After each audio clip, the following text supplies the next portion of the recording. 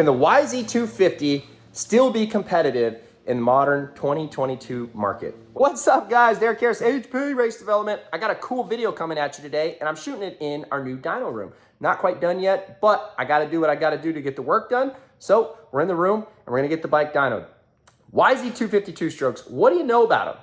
Well, I happen to know a lot about them because I owned a bunch, developed a bunch, and built a bunch. So in today's video, we're gonna dyno that bad boy, then I'm gonna tear it down, do some port work, head work, and put a fresh piston back in it. Doesn't need it, but while we have it apart, we're gonna do it. It's a very low hour bike, but he's like, hey, if you got it apart, just do what you think is best. And I'm not gonna put a bike back together for a guy that doesn't have fresh parts in it if we took it apart, unless it had brand new right off the showroom. So we're gonna do that and then put it back on the dyno and see what she'll do. So leave a comment, tell me what you think. Make sure you smash that like button before I get any further. And let's get to it.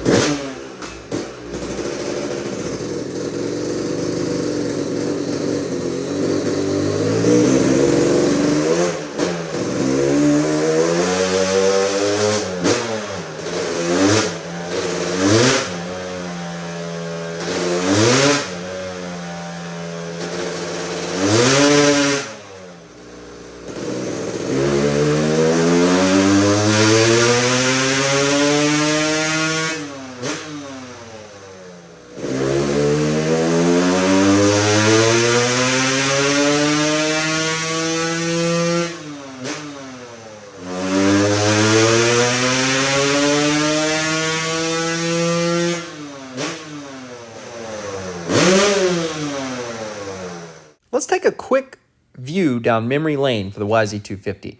In 1998, Yamaha shocked the world by signing Jeremy McGrath.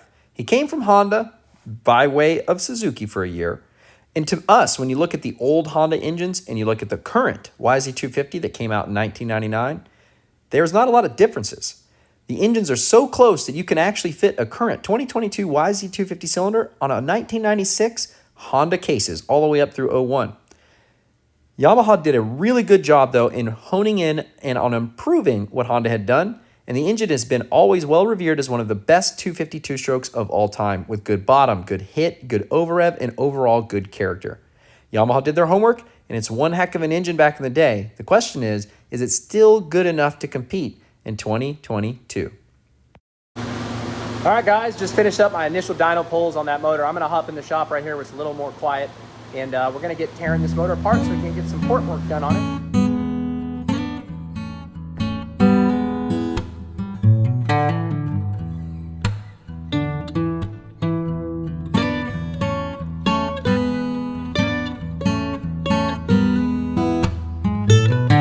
All right, fellas, here is the cylinder removed from the motorcycle, and we're about to get porting on it. Now, it's hard to tell on camera because I don't have good lighting here, but you can see there's a lot of black or burning down into the transfers. And you can even see it through the reed cage down in there. Again, sorry for the lighting, but you can kind of see that. Why? That's always the question people have when you see that kind of stuff. Well, the answer is actually very simple. It's not complicated. This engine is being punished, and some riders like to rev and rev and rev and rev. And when they rev very high, the exhaust gases do not have enough time to get out, and there's too much cylinder pressure remaining when the transfer ports open. And then that hot exhaust gas that is still burning, has a lot of heat and energy, contacts your transfer ports and your intake charge, which is fresh, unburnt fuel. So you get this burning down into the transfer ports. It's a crazy phenomenon, but the bikes run through it. They run fine, but that's what that is. So you have to keep in mind that this isn't really negative, but it is a sign. If you have motorcycles that are showing lots of soot through the transfer ports and into the cases sometimes, that is a sign that the rider's really screaming that thing and revving a lot. So we're gonna go through, do some port changes, really basic stuff. I'm actually gonna laid out. We're just gonna raise the exhaust port a little bit, a couple mils. I'm gonna do a little work on that we do secretively that I won't talk about as to how it interfaces with the bore. And then I'm gonna make some very small transfer changes that are afforded to us because we run a different piston in the bike than standard. It fits its stock. It's not a performance item by itself, but because of it, we can move some ports around, which are those B transfer ports that are next to that C or boost port. So we're gonna make some changes there. I'm gonna lightly pretty up these transfers. Frankly, there's no purpose to that. It doesn't add power. I don't know why people don't understand that, but whatever. But we will just go touch them up a little bit just so that it shows that we did some work. And then we're gonna put her back together, get her in the dyno, and make some power. All right, guys, testing continues. As you notice behind me, this is a different motorcycle, also YZ250. This bike, I don't know all the details. We did a top end on it, and I completely forgot. It's been a little while. If it was ported, not ported. I don't think that it was ported. I think it's all stock. It's got a Pro Circuit pipe and silencer like the other bike, and it's got a VHM head we just installed for the client on it. This is the motocross version of the head, so slightly lower compression than the Supercross version that VHM sells. But I wanted to get another baseline on this motorcycle. This one I believe is a stock carburetor, no stick metering block installed. And I don't know the jetting, but I think it's 172-ish, 175-ish. We could double check that down the road. So we're gonna dyno this bike and see how it does stacked up with that other bike. I just so happen to have it here at the shop, and we just managed to get it together in time to try to throw it on the dyno. So same wheel, same sprocket ratio, et cetera, et cetera. We're just gonna see how she does.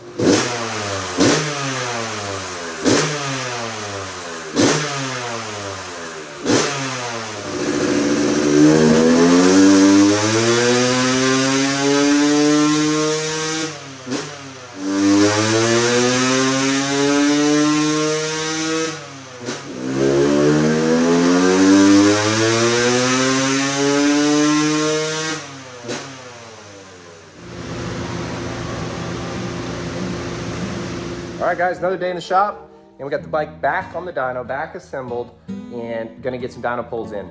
So I've already done some break-in runs, got it broken in, ready to rock. It was very tail end of yesterday. I was running out of time, so now it's the next day, and we've done a couple porting changes and a small head change. I dropped the compression a little bit, and I raised the exhaust port a little bit, and then we chamfered and blended it. It's got a slightly different piston in the bike that comes stock. It's not for performance reasons, it's for durability and porting reasons. So we've also widened the B ports towards the C port a little bit. And by using this piston, we're allowed to do that. Now, I'd like to get the bike back for some more testing in the future. I want to try some things on the piston with the intake windows. This piston no longer has intake windows. I've never tested that back and forth. So that'd be an interesting test to see if the intake windows do anything special. So let's get this thing on the dyno, see if we picked up some power. I put a fresh plug in it, just so that I can read the plug and double check the jetting. I haven't made any changes in that department, and I don't think I plan to. It's running really well. The stick metering block seems to be jetted on the money. It sounds awesome. So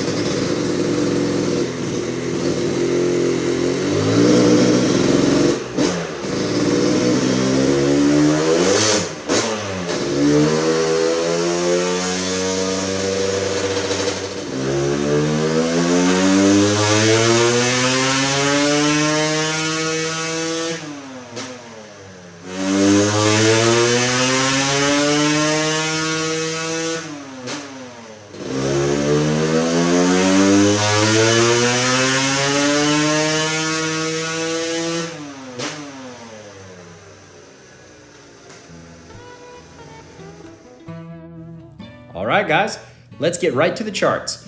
We've got the stock YZ250 with the Pro Circuit pipe and silencer shown here in blue. And then we have our modified YZ250 here in green.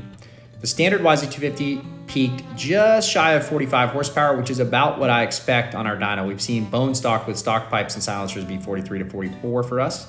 And then we've got our modified motor making about 49.5 horse, just shy of 50. I didn't play with the jetting. I think we could have crested 50, but that's okay. This client wanted more top end and over rev, and you can see in this one location alone, we're up almost 9. So that's what we did. Thanks for watching. See you next time.